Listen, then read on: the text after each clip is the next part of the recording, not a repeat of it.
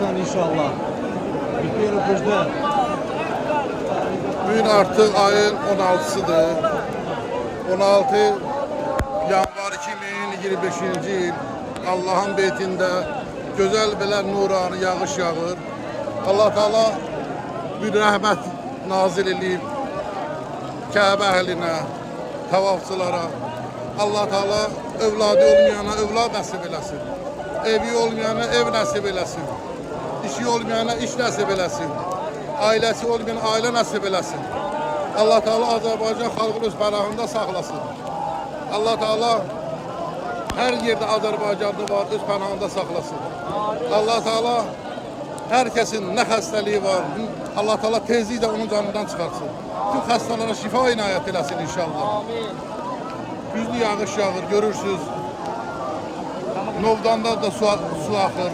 Kəbənin üstündəki olan Novdan ki, var görürsünüz. Bu müqəddəs yerdə hamıza duacıyam. Kimi qəlbində nə arzu var, Allah Teala onun arzusunu versin.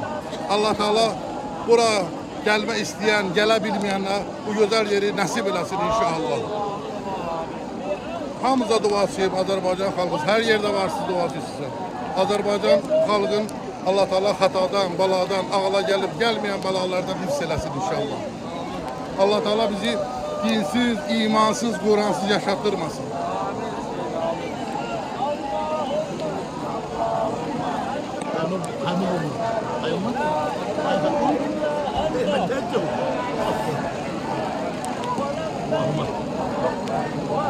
Kalian juga,